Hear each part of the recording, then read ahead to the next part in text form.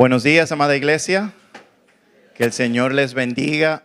No les niego que vine subiendo, medio brincando con esa adoración, emocionado y agradecido por ese gran recordatorio. Nuestra esperanza está en Jesús. En la mañana de hoy vamos a continuar nuestra serie de predicaciones que hemos iniciado, una serie del libro de Filipenses, y hoy tengo la encomienda de que veamos juntos los versículos del 12 al 26 y clamando al Señor que en su misericordia nos permita escuchar su voz, responder a ella y aplicarla a nuestras vidas. Vamos a iniciar con un tiempo de oración. Padre, te necesitamos, Señor. Abrazamos la esperanza que tenemos en la cruz de Cristo, la victoria que tenemos al saber que Cristo murió y resucitó de entre los muertos, por todo aquel que pone su confianza y su fe en Él como su Señor y Salvador. Y es esa esperanza, es ese gozo el que nosotros abrazamos y queremos buscar en esta mañana al abrir las Escrituras. Señores, sabemos que venimos con cargas, venimos con muchas situaciones en nuestras mentes y corazones y te pedimos que tu palabra sea un mensaje apropiado al corazón de tu iglesia esta mañana. Que sea como un ungüento, Señor, que confronte, pero que también aliente a tu iglesia. Esta es tu iglesia, Cristo. Guíame, ayúdame, en tu nombre lo pedimos. Amén. La semana pasada el pastor Carlos nos introdujo la serie del libro de Filipenses y en la mañana de hoy entonces yo voy a continuar con los versículos del 12 al 19 con un título, con un tema que he llamado Un Evangelio Imparable, al ver la vida de Pablo desarrollarse en medio de esta carta de los Filipenses. Y yo quisiera iniciar recordándonos o estudiando alguna verdad de una sierva de Dios, una hermana en Cristo llamada Joni Eareckson Tada. Ella es una autora cristiana, artista y oradora cristiana estadounidense que ha inspirado a millones de personas en todo el mundo con su testimonio de fe y perseverancia frente a la adversidad.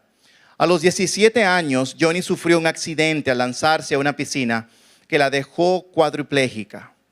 A pesar de su discapacidad, Joni ha encontrado propósito y significado en su vida a través de su fe en Cristo. Y en su libro, Una historia inolvidable, ella dice lo siguiente: a menudo me preguntan, ¿por qué Dios permitió que te pasara esto? Ella dice, no tengo una respuesta fácil, pero sí sé que Dios está usando mi parálisis para avanzar su evangelio. Ella continúa diciendo, he aprendido que mi debilidad no es una barrera para la fidelidad de Dios. De hecho, es el lienzo sobre el que Él pinta su obra maestra.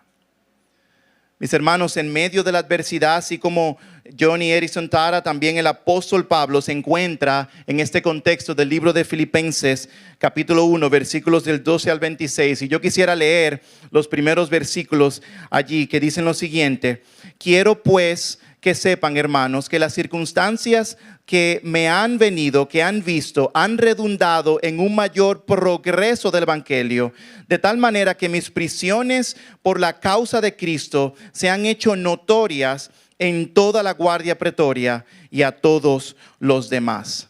Tanto Joni, tanto como Pablo y tanto como tú y como yo, cuando enfrentemos y cuando vivamos momentos de adversidad, debemos abrazar las promesas, las verdades, la gracia de Dios que se encuentra resumida en estos versículos, en la verdad central.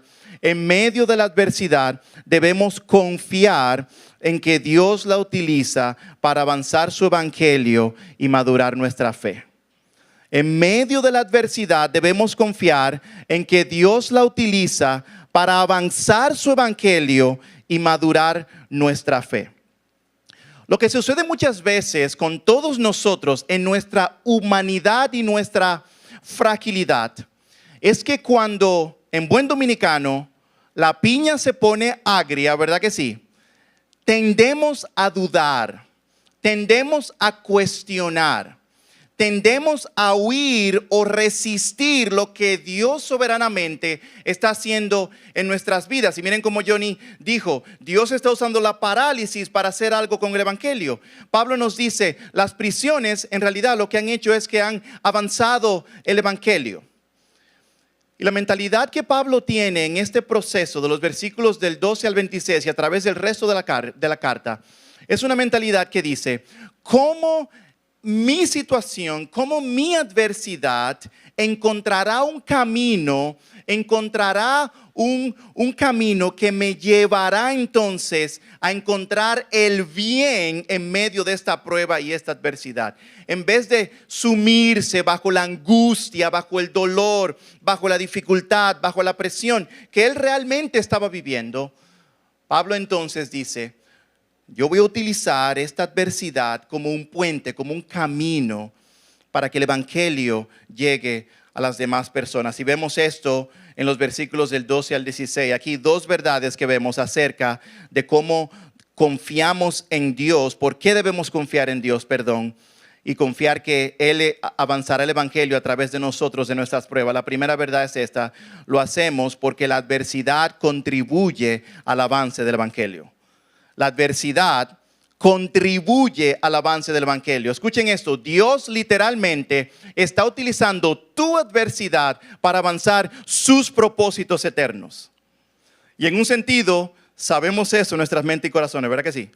Yo sé, Señor, que los que aman a Dios, todas las cosas ayudan al bien, conforme los cuales sus propósitos han sido llamados. Dios tiene un propósito con aquellos que Él salva y con aquellos que Él redime. Y Él está haciendo algo en la vida y en el corazón de cada uno de ellos. Pero debemos recordar que la adversidad contribuye al avance del evangelio en tu vida y en mi vida y en la vida de las demás personas también.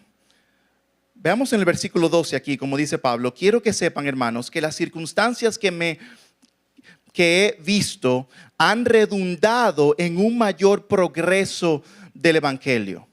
Y Pablo va a continuar en los siguientes versículos, mis hermanos, a explicar cómo el evangelio está avanzando en su vida como consecuencia de sus prisiones. Pablo se encuentra ahora mismo en prisión en Roma, bajo prisión domiciliaria. Y una de las verdades que él dice es que el evangelio le ha abierto oportunidades para el ministerio.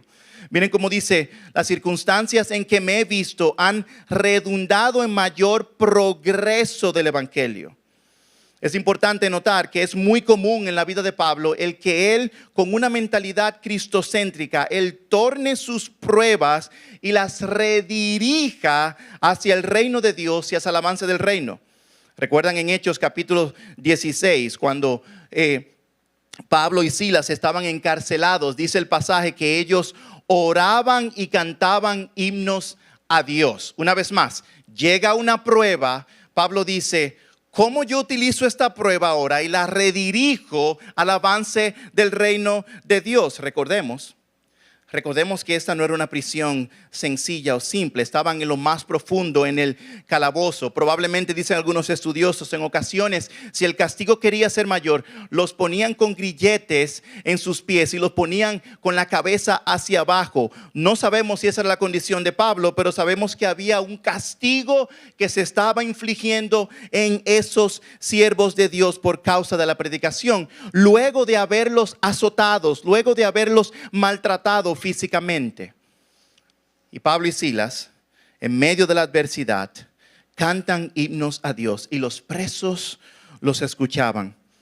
Continúa diciendo entonces el pasaje que se produjo un gran terremoto, de tal manera que los cimientos de la cárcel fueron sacudidos. Al instante se abrieron todas las puertas y las cadenas de todos se soltaron. Al despertar el carcelero quería entonces matarse, porque el que se le escapara un soldado de aquel entonces, un prisionero, equivalía literalmente a la muerte. Así que él dice, prefiero yo matarme antes de que estos prisioneros importantes escapen.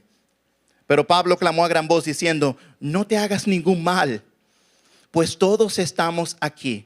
Entonces él pidió luz y se precipitó adentro y temblando se postró ante Pablo y Silas y después de sacarlos dijo: Señores, ¿qué debo hacer para ser salvo? En medio del dolor, en medio de la presión, en medio de la adversidad, sus corazones redirigen un canto de alabanza a Dios. El testimonio de Pablo y Silas terminó siendo un canal de bendición en medio de la gracia con el cual Dios avanzó su propósito, su evangelio en la vida del carcelero y de toda su familia. Imagínense que Pablo se hubiera desanimado, que Pablo hubiera tirado la toalla y que Pablo hubiera exclamado gritos de desesperación y de enojo en contra de Dios. Muy probablemente se hubiera perdido una oportunidad de que un carcelero y su familia vinieran a Cristo. En medio de la adversidad, Pablo reconoce que Dios está haciendo algo. En 2 de Timoteo capítulo 9 versículo 9, él dice: por lo cual sufro penalidades hasta el encarcelamiento como un malhechor. Una vez más, siendo perseguido, persecución, ¿qué hago con la persecución? Pero la palabra de Dios no está presa. Queriendo decir, de alguna manera la palabra de Dios continúa, no depende de mí. Dios está avanzando sus propósitos. Así que Pablo dice: lo que me ha venido, lo que he visto en todo este proceso ha contribuido al avance del evangelio. Ahora bien, ¿cuáles son los eventos que vivió Pablo hasta el punto que él dice aquí: lo que he visto venir o lo que me ha acontecido, las circunstancias que he visto en mi vida? Permítanme recordarles, desde el libro de Hechos capítulo 21 al libro de Hechos capítulo 27, dice aquí que habían amenazas de muerte y encarcelamiento en Jerusalén. Luego cayó preso en Cesarea por causa del evangelio, arrestado allá, fue encarcelado y duró allá 2 años esperando juicio ante Félix y Festo. Y luego de que esperó tanto tiempo, 2 años en prisión, esperando ser liberado, ser enjuiciado, él dice: yo soy ciudadano romano, yo quiero ser enjuiciado, yo quiero que me lleven a Roma. Al ellos descubrir esto, dicen: ok, excelente, no queremos el problema de Pablo, vamos a mandarlo para Roma. Cuando lo envían a Roma, lo envían en un barco con un grupo de personas que eran malhechores, literalmente. Y en el camino a Roma, el barco naufragó, casi perdiendo todos ellos la vida en ese entonces. Cuando termina llegando a Roma, entonces es encarcelado bajo arresto domiciliario para ser presentado ante la audiencia de César. Así que cuando Pablo dice: todo lo que me ha pasado ha contribuido al avance del evangelio, no son cosas sencillas que Pablo ha vivido. No son cosas fáciles. Son muchas dificultades. Se siente como que Pablo está minimizando los grandes retos que él vivió antes de llegar a donde él está ahora, escribiendo esta carta a los filipenses. Pero ¿qué hace la diferencia?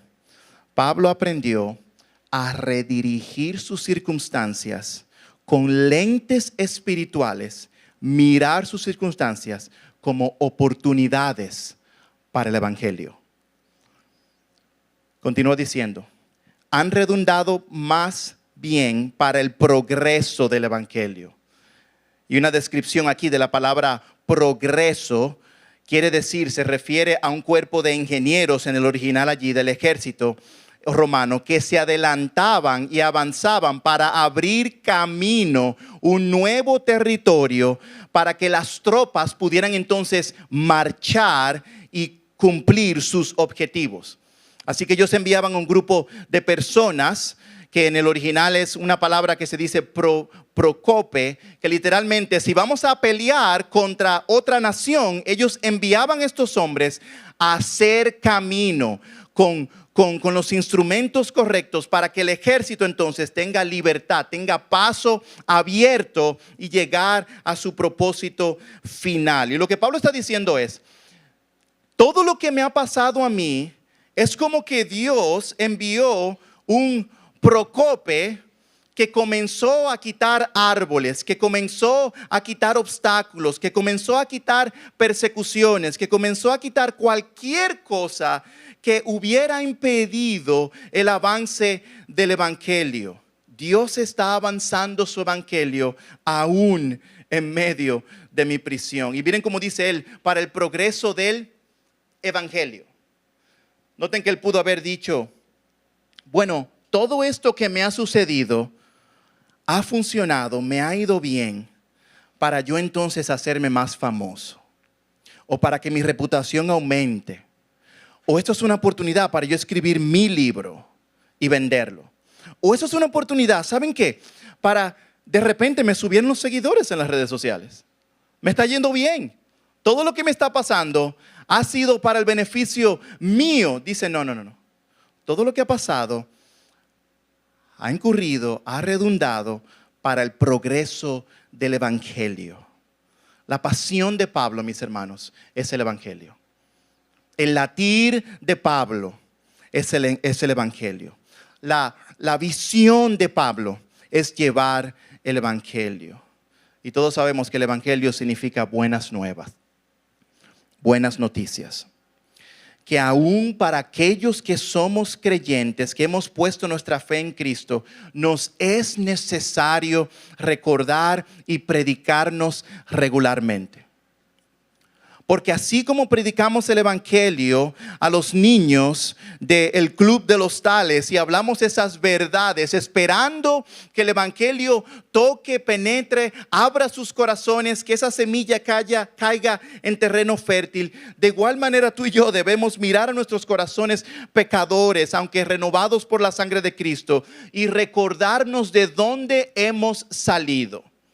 Recordarnos de lo que Dios hizo en su favor y misericordia por hombres y mujeres como tú y como yo, pecadores, apartados, merecedores de la condenación eterna. Pero Dios muestra su amor para con nosotros en que siendo aún pecadores, Cristo viene y muere por sus enemigos. Cristo viene y muere por pecadores como tú y como yo. Necesitamos recordar el evangelio. Y yo creo que esta es la pasión, el latido que hablaba el pastor Carlos la semana pasada, que moviliza, que motiva a Pablo a hacer lo que él hace. Todo lo que me ha sucedido, persecución, naufragio, vituperio, me han golpeado, todo esto lo que ha hecho es ha abierto camino para el evangelio. Me gusta cómo lo pone un autor allí que dice: el encarcelamiento de Pablo por Cristo no ató al evangelio, sino que más bien ayudó a librarlo.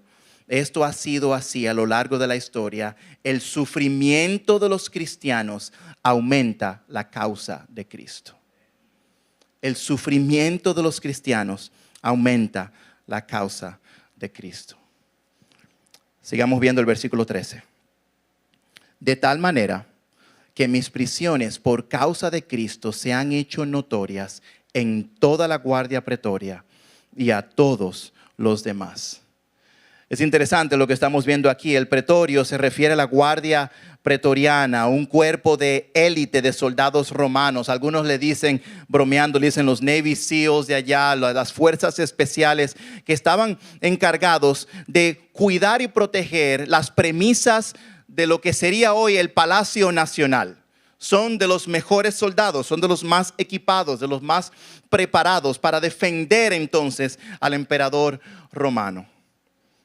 Eran responsables de la seguridad del palacio imperial allí en Roma.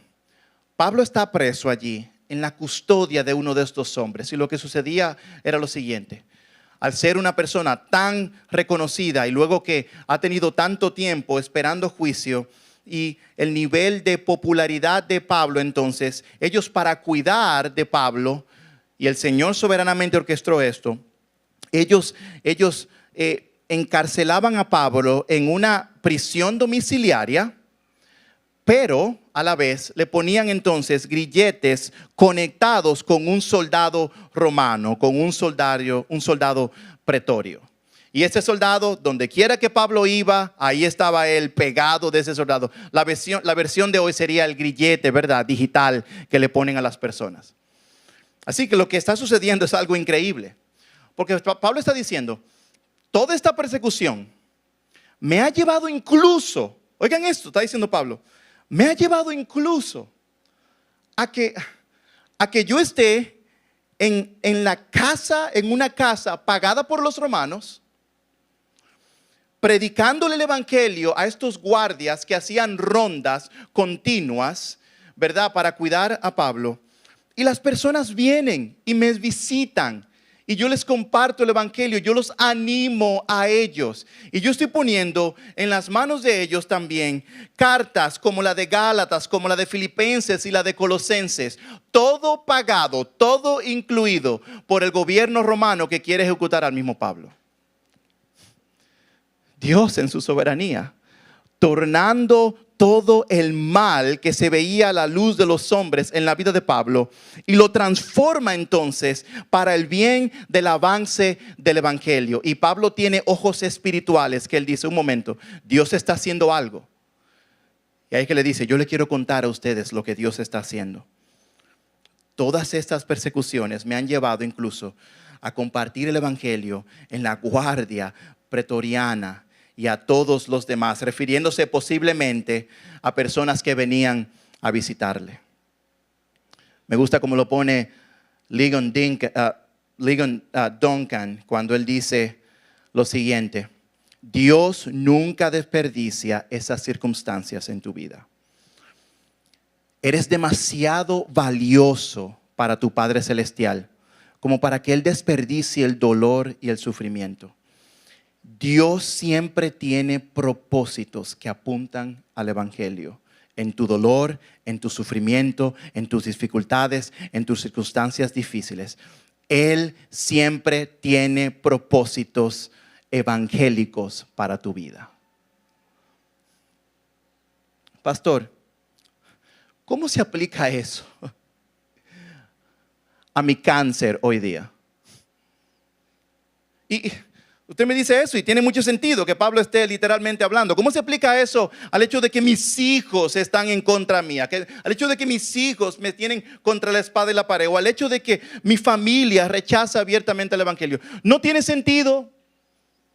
Lo que dice Pablo se oye muy bien. Qué bueno, un hombre valiente de Dios que pudo ver con lentes espirituales todo eso. Pero ¿cómo yo navego esa verdad? Mi recomendación y mi llamado de aliento a tu corazón es a que en oración, en medio de tu aflicción, tú puedas hacerte la pregunta: Señor, ¿cómo puedo avanzar tu evangelio en medio de mi prueba? La situación económica es apremiante, te tiene contra la espada y la pared. Señor, yo no sé qué tú estás haciendo, pero de alguna manera tú estás avanzando tu evangelio. Señor, ayúdame a ver cómo vamos como familia a avanzar tu evangelio con esta situación. Cuando el diagnóstico llega: Señor, en medio de esta mala noticia de mi poco tiempo de vida, ¿cómo yo voy a usar mis últimos años, mis últimos días para avanzar tu evangelio? En medio de la presión, quizás en tu matrimonio, en la dificultad en la que te puedas encontrar, independientemente de lo que pueda suceder al final, en el proceso, en esa relación, al final tú dices: Señor, ¿cómo puedo avanzar el evangelio en mi vida en medio de esta prueba? Esos son los lentes espirituales que Pablo continuamente se pone en medio de la circunstancia. Y cuando venía la prueba, inmediatamente Pablo decía: ¿dónde está la oportunidad para el evangelio? ¿Dónde está la oportunidad para el evangelio?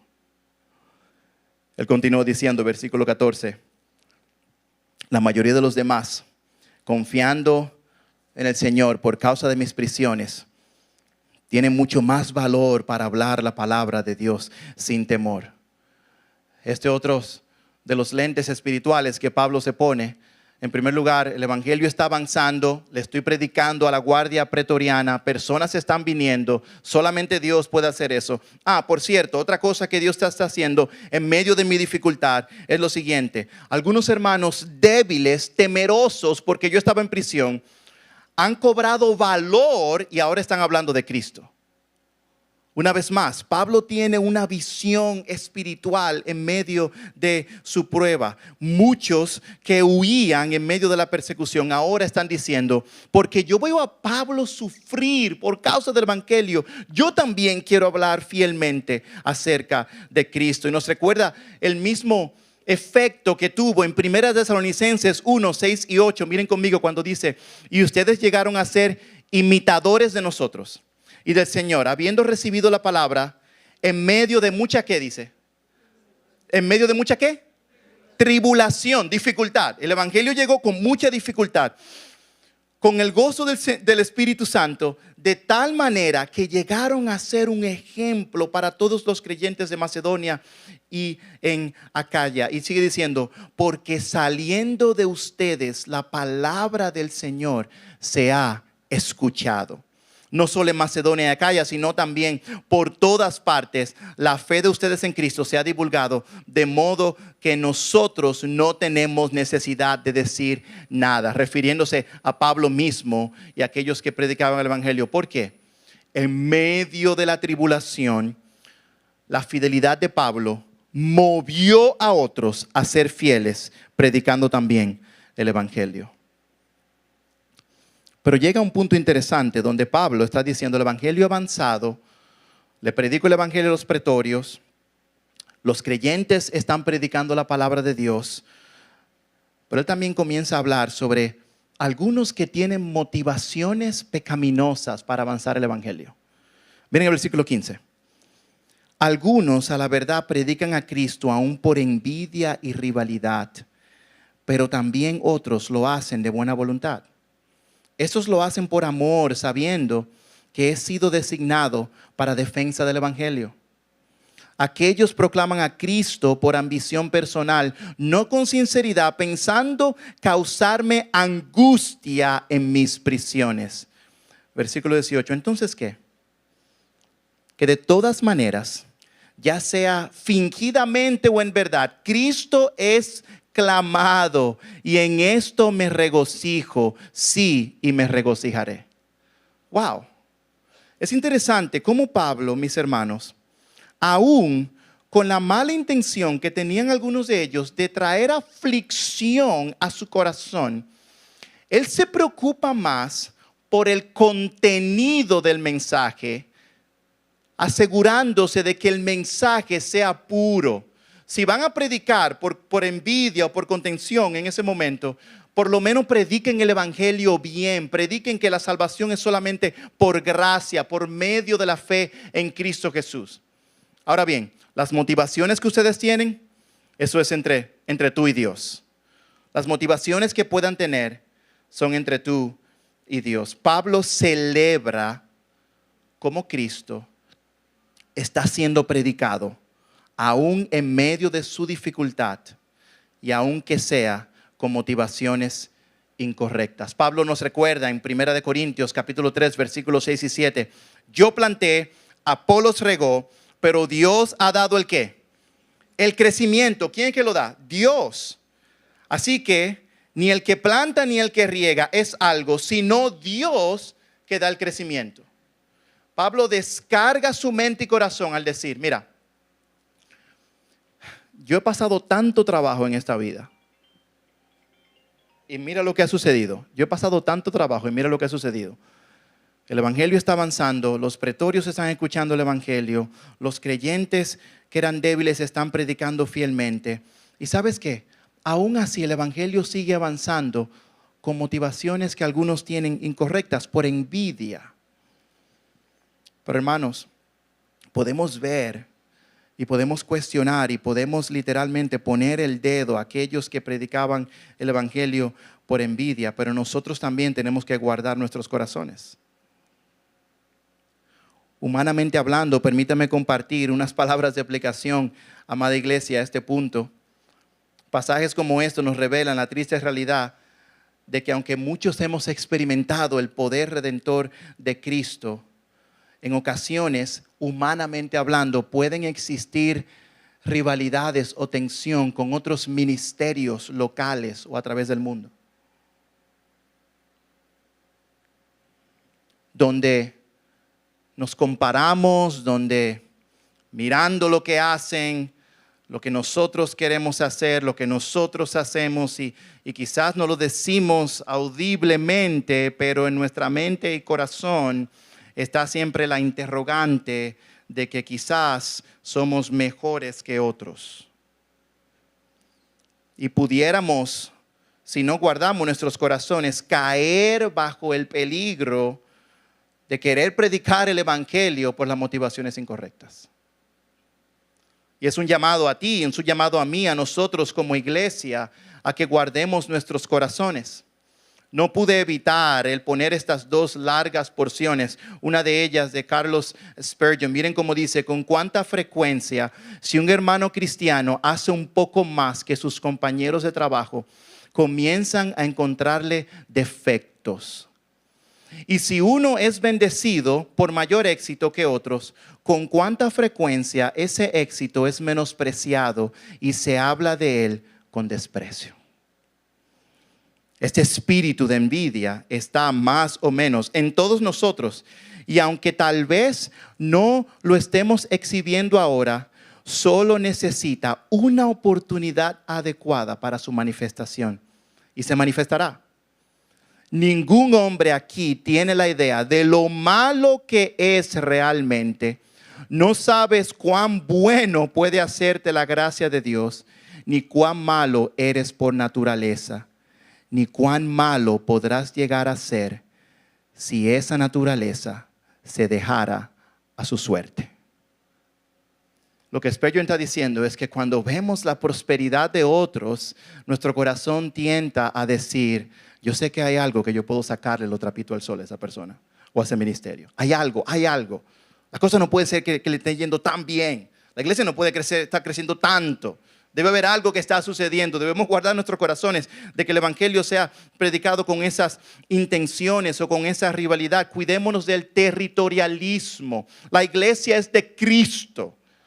Y Dios en su soberanía puede mover a personas en su plan perfecto a un ministerio tal o cual. Y ¿sabes qué? Si esa persona es creyente y si se predica allí la palabra de Dios, Dios va a usar a esos miembros también de esa iglesia para avanzar sus propósitos en la vida de esa persona. No importa en cuál iglesia él esté. El propósito, la visión, el deseo de nosotros debe ser el avance del evangelio. Y me encanta como A.W. Tozer dice estas palabras de oración cuando él dice: querido Señor, yo me rehúso de aquí en adelante a competir con cualquiera de tus siervos. Ellos tienen congregaciones más grandes que yo. Que así sea. Yo me regocijo en su éxito. Ellos tienen dones más grandes. Muy bien. Eso no está en su poder ni tampoco en el mío. Yo estoy humildemente agradecido por sus grandes dones y por mis dones pequeños. Continúa diciendo: yo me propongo el orar por otros y el regocijarme en su prosperidad como si fueran propias. Y en efecto son las mías como las son tuyas, porque lo que es tuyo es mío. Y mientras uno planta y otro riega, es solamente por medio de ti que se da el incremento. Que esa sea la oración de nosotros. Y que cuando tu corazón comience a querer ser tentado, a decir: pero mira lo que está haciendo el otro ministerio. Señor, yo me regocijo de que tú estás obrando ahí. Oremos que el Señor nos dé gracia para que veamos su mano y el avance de su reino a través de cualquiera que sea nuestra circunstancia. En segundo lugar, y por último, encontramos aquí entonces el segundo punto de lo que responde a la pregunta: el por qué debemos confiar en que Dios avanza su evangelio en medio de nuestra adversidad. Ya vimos que Dios avanza el ministerio por medio de nuestra adversidad. Y en segundo lugar, vamos a ver, la adversidad promueve la exaltación de Cristo.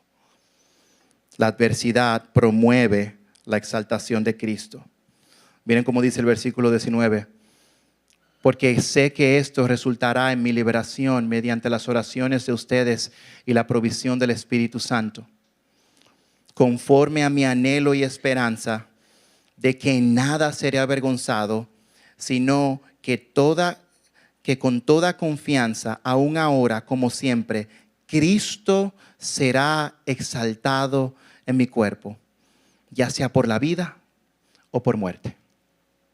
Oh, mis hermanos, la pasión de Pablo, el ímpetu, el deseo, el ardor que Pablo tiene en su corazón es que al ver cómo Dios está avanzando su evangelio, al final su vida, sus últimos días, lo que él está llamado a hacer aquí en la tierra y el deseo de él ir a la presencia de Dios, tiene un común denominador y es la exaltación de Cristo por encima de sus propios logros. Yo quiero que Cristo sea exaltado. Y Él tiene la esperanza de que Él va a salir de allí. Yo sé que ustedes están orando por mí y yo sé que el Señor va a proveer, va a traer la provisión de su Espíritu a mi vida en estos momentos. Yo sé que algo va a suceder. Y termina diciendo las famosas palabras poderosas, pues para mí el vivir es Cristo y el morir es ganancia. Pero si el vivir en la carne, esto significa para mí una labor fructífera, entonces no sé cuál escoger. Porque de ambos lados me siento apremiado, teniendo el deseo de partir y estar con Cristo, pues eso es mucho mejor. Sin embargo, continuar en la carne es más necesario por causa de ustedes. Pablo tiene esa dicotomía, esa tensión en su corazón. Pablo conoce y abraza las verdades de 2 de Corintios 5:8 cuando él dice, pero cobramos ánimo y preferimos más bien estar ausentes del cuerpo y habitar con el Señor. Yo sé que si yo parto de aquí, mi gozo será completo, mi gozo se completará ya en esa glorificación con mi Señor y Salvador Jesucristo. Pero ya sea que yo sea exaltado en la presencia de Dios, disfrutando de Él por siempre, o esté aquí en la tierra, mi deseo es la exaltación de Cristo. Pablo respira, Pablo come, Pablo suda, todo lo que él hace es Cristo. Si ustedes ven en su carta de Filipenses, en el versículo 4, Cristo es su fortaleza. En el capítulo 2, Cristo es de donde provienen sus pensamientos. En el capítulo 4, Cristo es el que lo ayuda a él a tener la paz que sobrepasa todo entendimiento. Pablo respira, Pablo todo lo que hace se trata acerca de Cristo. Su confianza, su pensamiento, su corazón es controlado por Cristo. Para mí, el vivir es Cristo. Esa palabra vivir allí literalmente involucra el todo de la vida. El yo levantarme, el yo el acostarme, mi día a día está permeado por un pensamiento que controla mi vida. Cristo, Cristo, Cristo. Hablando de pasiones y de cómo nuestros pensamientos pueden ser controlados. Mi hijo Josué se ha vuelto un apasionado del fútbol, lamentablemente. Yo quería que él jugara pelota y él es pitcher, él picha bien duro y él es zurdo. Y todo el mundo me dice, él va a ser zurdo, él es zurdo, él va a ser un buen pitcher. Y yo, bueno, vamos, Josué, vamos a jugar pelota. Pero llegó el Mundial de Fútbol de hace unos años atrás y vimos todos esos grandes partidos. Y desde allí, su mente y su corazón han sido, iba a decir atacados, pero no atacados porque el fútbol es bueno, han sido dominados por el fútbol. Al punto tal que cuando nosotros manejamos por algún lugar y hay un lugar en venta, ¿tú sabes lo que dice Josué? Papi, pero compremos esa casa y pongámosle arriba un techo con grama y hagamos una cancha de fútbol. Y yo, Josué, pero que todo en la vida no es fútbol. Y cuando vamos a un parque y hay un pedacito de tierra chiquitico, que no se puede hacer nada ahí, él viene y saca la pelota y comienza a jugar con Natán y dice, aquí podemos jugar fútbol. Y cuando estamos en la casa y Jenna le está leyendo a ellos un libro que están leyendo juntos, él saca la pelota de fútbol y todo el tiempo está jugando con fútbol. Cuando la acostamos en la noche, tengo que abrir la puerta porque oigo la pelota de fútbol chocando contra la pared. Es fútbol, fútbol, fútbol. Y yo, pero Dios mío, hijo mío, la vida no se trata todo del fútbol.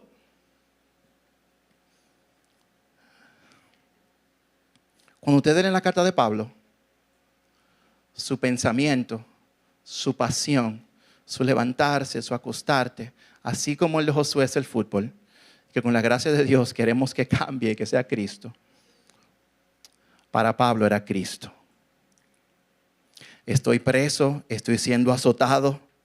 En medio de su lágrima, en medio del calabozo, mi vida es Cristo.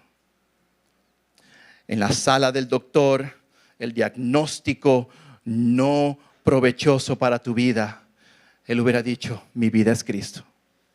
En medio de la promoción en el trabajo y el dinero extra que le está entrando y el carro nuevo y la casa nueva y la familia creciendo, todo esto es bueno, pero todo se trata de Cristo. Mi vida es Cristo. En las mañanas su corazón no hubiera sido tentado a escuchar y a ver las palabras del periódico, de las redes sociales. Su corazón se hubiera inclinado a escuchar y a ver a Cristo. Porque para mí el vivir, el todo de mí es Cristo. Y hermanos, eso es un reto incluso para mí predicar. Porque sí, su pastor también tiene momentos en los cuales Cristo no ha sido mi norte. Y esto es un recordatorio tanto para ti como para mí. El que nosotros debemos, con la gracia de Dios, con la asistencia de Dios, con ojos espirituales, querer, desear, anhelar, buscar el rostro de Dios continuamente. Y nos hacemos algunas preguntas. ¿En qué áreas necesitas centrarte en Cristo? Déjame hacerte una pregunta. ¿Tus finanzas reflejan que tu vida es Cristo? Déjame hacerte una pregunta. ¿En tu casa lo que se habla refleja que tu vida es Cristo? Déjame hacerte una pregunta. En el trabajo, ¿eres conocido porque, aunque no puedes posiblemente predicar el evangelio abiertamente, pero eres conocido porque se ve a Cristo en ti? Es un reto para mí. Es un reto para todos nosotros, porque para mí el vivir es Cristo y el morir es ganancia. Su corazón estaba tan pegado a Cristo que él no le temía a la muerte. No le temía a la muerte. Si llega la muerte es ganancia. Si me quedo aquí es ganancia, porque como quiera disfruto de Cristo. Oh, mis hermanos, luchemos como iglesia intencionalmente por asegurarnos de que nuestras mentes y corazones están siendo permeadas por la palabra de Dios que nos habla acerca de este Cristo. Busquemos su rostro en oración, en conversación con otros. Clamemos a Dios para que tengamos ojos espirituales como los de Pablo, que vean en toda adversidad oportunidades de avanzar el evangelio, porque para mí el vivir es Cristo. Padre, te necesitamos. Señor, la pasión que tenía Pablo, sabemos que es posible tenerla porque tú moras en nosotros y te pedimos que tu palabra nos dé la fe, nos dé la gracia para poder, con ojos espirituales, en medio de la prueba, ver oportunidades para el evangelio. Señor, yo sé que aquí sentado, en medio de nosotros, hay muchos que quizás estén viviendo una gran prueba. Estén cuestionando tu bondad. Estén cuestionando tu fidelidad. Yo te pido, Señor, que el abrazo de Cristo les acompañe ahora y les permita ver que algo usted está haciendo, aún en esa adversidad. Dios avanza su reino por medio de nuestra aflicción. En el nombre de Jesús. Amén.